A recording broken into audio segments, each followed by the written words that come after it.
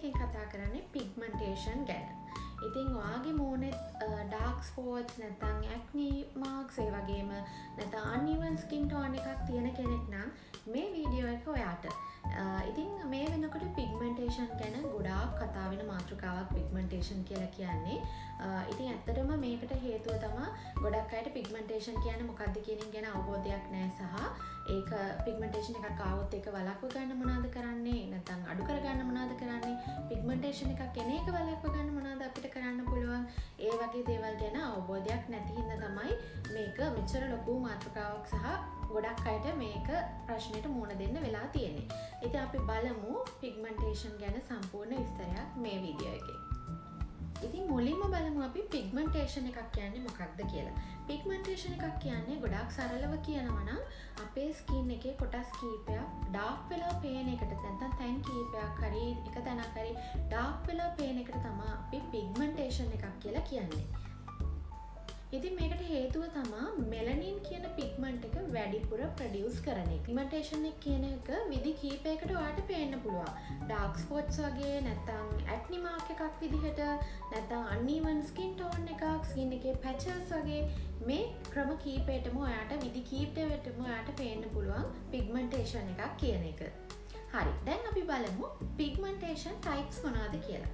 ඉතින් පළවෙනි එක තමයි සන් පිග්මන්ටේෂන්. ඉතින් ඒක ඔයගොල්ලෝ හැමෝම දන්නානේ අපි අවුවට නිරාවරණය වුණාම වැඩිපුර අපි අවුවට නිරාවරණය වෙන්නේ ගියාම අපේ ස්කින් එකට ඇතිවෙන පිග්මන්ටේෂන් වලට තමයි අපි සන් පිග්මන්ටේෂන් කියලා කියන්නේ.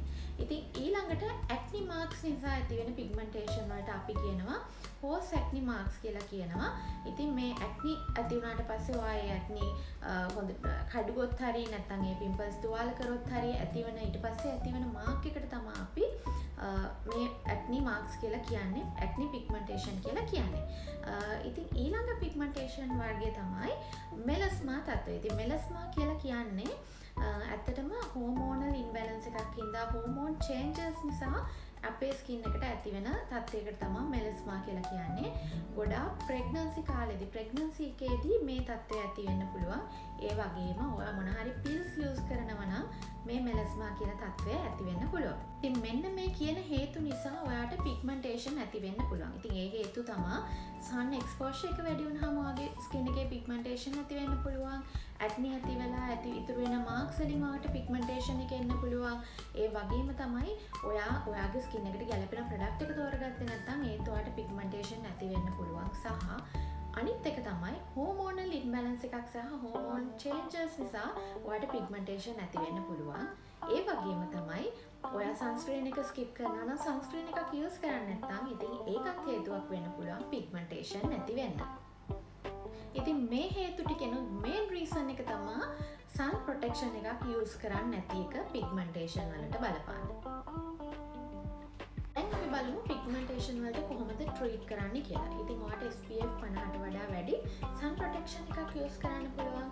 ඒ වගේම තමයි ඔයාට බ්‍රයිට්නින් ඉන්ග්‍රීඩියන්ට්ස් තියෙන ප්‍රොඩක්ට්ස් ඔයාගේ ස්කින් එකට යූස් කරන්න පුළුවන්. උදාහරණයක් විදිහට විටමින් C, කොජික් ඇසිඩ්, අල්ෆා බියුටින්, නයිසිනමයිඩ් මේ වගේ බ්‍රයිට්නින් ඉන්ග්‍රීඩියන්ට්ස් තියෙන ප්‍රොඩක්ට්ස් ඔයාට යූස් කරන්න ගන්න පුළුවන්. ඉතින් ඊළඟ එක තමයි ඔයාට පුළුවන් ඔයාගේ ස්කින් කෙයාර් රූටින් එකට අනිවාර්යයෙන්ම කියන්නේ එක්ස්ෆෝලියේෂන් එකක් එකතු කරගන්න සතියට දෙපාරක් වගේ AHA BHA වගේ ප්‍රොඩක්ට් ඔයාට යූස් කරන්න පුළුවන්. සහිත ප්‍රොඩක්ට්ස් ඔයාට යූස් කරන්න පුළුවන් එක්ස්ෆෝලියේෂන් එක සඳහා. ඉතින් ඒ වගේම තමයි ඔයාගේ පිග්මන්ටේෂන් එක ටිකක් වැඩිපුර දුරට ගිහින් නම් ඒ කියන්නේ ඔයාට මේ කිව්ව ට්‍රීට්මන්ට් වලින් ඔයාට ඒක මඟ හරව ගන්න බැරි තැනක නම් තියෙන්නේ ඔයා අනිවාර්යයෙන්ම කෙමිකල් පීලිං ඒ වගේම ලේසර් ට්‍රීට්මන්ට්ස් නැත්නම් ප්‍රොෆෙෂනල් ෆේෂියල් ට්‍රීට්මන්ට් වලට ඔයාට යන්න පුළුවන්. ඉතින් මතක තියාගන්න හොඳට ඔයා මේ සම්බන්ධව හොඳ දැනුමක් තියෙන කෙනෙක්ගෙන් උපදෙස් අරගෙන ඕන ඔයාට මේ ට්‍රීට්මන්ට් පටන් ගන්න නම්.